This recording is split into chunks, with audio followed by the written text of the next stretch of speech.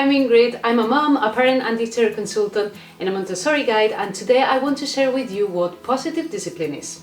We hear about gentle parenting, positive parenting.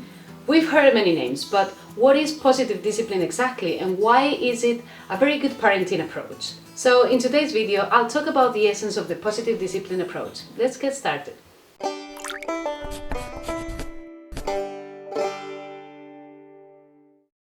Positive discipline comes from the theories of Adler and Drakers, adapted in modern times by authors like Jane Nelson and Lynn Lott. And putting it simple, the main purpose of positive discipline is to motivate children to feel better so they can do better, being able to cooperate and learn in a healthy way, making them feel that they belong and that they are significant, which is something that we all need to have in order to feel complete. Now, I know the struggles with kids' behaviors because I've worked with many kids and parents over the years, and even if you are just a good observer, you can see the struggles too in the streets or at friends and family homes. It is a reality that kids are challenging, but why? Well, simply because when you don't know why kids behave the way they do and what kids need in order to be regulated and complete, it seems like an impossible task to manage. Now, there's a lot of factors why we can't deal well with our kids' behaviors, and most of the time it starts from the adult well-being and willingness to learn more about children.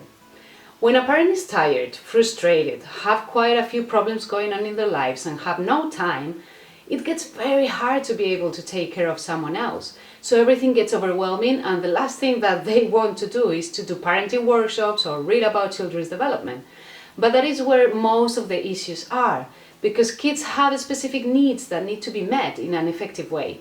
And if that doesn't happen, it's when our kids start to literally be lost and start showing these behaviors that, after all, is just communication. Adults at this stage of desperation start to be so frustrated that they would do whatever in order to stop those behaviors. They punish, they reward, they praise, and all sorts of quick short-term fixes that stop the behavior momentarily, but that they don't really work in the long term, because we see that those misbehaviors keeps happening again and again. So what are the effective aspects of positive discipline that make these misbehaviors to disappear? What's the magic? Well, Jane Nelson said once, "Where did we ever get the crazy idea that in order to make children do better, first we have to make them feel worse?" And she was right. Think of the last time that you felt humiliated or treated unfairly. Did you feel like cooperating or doing better? Probably not. Brain research has confirmed that people learn best when they feel safe and connected to others, in the context of safe relationships. Therefore, the goal of positive discipline is to teach by first creating safe environments with children, what we know as connection before correction. Now, it's important to understand that every kid is different, so what works for one person might not work for another. But the main principles that positive discipline has are focused on general aspects that work in a human level. Some principles are: positive discipline is kind and firm at the same time. This basically means that the parent is not too authoritarian or strict, but is not too permissive either, and let the kid do whatever they want. It has a middle ground between discipline and boundaries delivered in a kind way. There's no need for yelling or spanking for kids to get on with the things they need to do. You just need to be patient and have empathy. Remember, kids are just kids and need more time than adults to process things. For example, let's say it's cold outside and it's time to take your son to school. He keeps getting distracted and kind of ignores you when you tell him to put his jacket on, or he insists he's not cold and doesn't need a jacket. You could say, "Come on, put your jacket on, I said." But what message does that send to your son? He might be thinking a few things. "God, my mom is so mean," or "I must be a bad boy because my mom is yelling at me." Or he might just learn by modeling that that's the way to speak to people when things are not happening straight away. Whatever he's thinking is not positive. Just put yourself in their situation. Would you like to be yelled at? The response is definitely not going to help you connect with your child and have a loving relationship with them. That's why little by little over the years, your teens don't even want to talk to you, since the most likely is that you'll yell. Instead, here's a positive discipline option. You can think of choices within limits that you set. If your son is too young to realize that he'll freeze if he doesn't wear his jacket, you're not going to give him the choice of whether or not he has a jacket with him. But he can make the choice of whether or not he wants to wear it. So you could ask him with calm and respectful voice, do you want to wear your jacket or carry it? Of course, they could always run away, say no anyway, and all sorts. But remember that it's patience, consistency, and respect what eventually will make it work. If you give up quickly just because it didn't work at the first try, then you'll go back to your old habits. Now, for older kids and teens that do understand what it feels like to get cold, you could say, the car is leaving in 5 minutes and it's quite cold outside. You might want to think about bringing a jacket to school. Now, if they don't want to, it's their choice and they will definitely learn from the natural consequences. So they will make a better choice next time.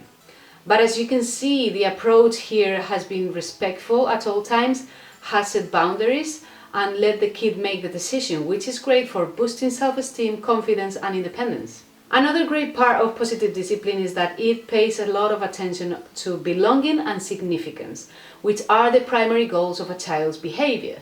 You help your child achieve these goals by loving them unconditionally, giving them positive attention, spending quality time together, validating their feelings and emotions independently if they are negative. Remember, every emotion should be accepted, but not every behavior is acceptable. Letting them do things by themselves, giving them the chance to feel they are capable, which will make them want to contribute more. Now, the next principle is one of the most important ones in positive discipline. It focuses on solutions instead of punishments. And this point is what makes positive discipline stand out from other parenting methods. Your job as a parent is to decode the reasons behind the behaviors. Once you figure out the root cause of the issue, you can then focus on figuring out solutions together, if they are old enough to communicate, of course. For example, if I got an email saying that my daughter got an F on a test, my natural reaction would be to say something like, I can't believe you got an F on the test.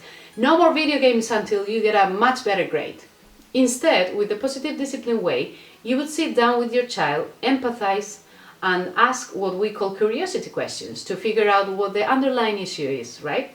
Like, maybe she didn't understood the content, maybe she forgot to take her homework, or maybe she's having a tough time at the school. Once you figure out the reason, and remember, it's not time for judging or lecturing anyone, just listen to your child. Then you can work together to find a solution. Maybe she'll agree to pay more attention to her work next time or take some tutoring. But automatically banning screens or threatening will just hurt your child's sense of belonging and significance, and most importantly, hurt your relationship with them. The important focus should be on helping your child solve an issue in an effective way and learn from it.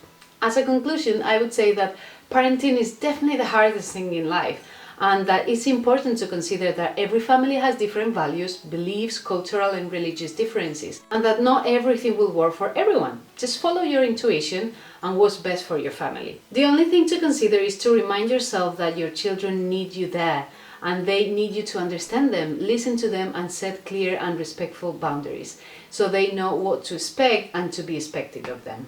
If you guys have any questions about positive discipline, let me know in the comments below. I also would love to hear about your stories and opinions, or if you would like a free discovery call with me, feel free to get in touch. You'll find the link in the description. If you liked today's video, feel free to give it a thumbs up, and just in case you're new to my channel, I want to remind you that in this channel I share videos about Montessori education and positive discipline parenting. So if this sounds like something you would be interested in, then you might consider subscribing so you don't miss any new videos. Thanks for watching, guys, and bye for now.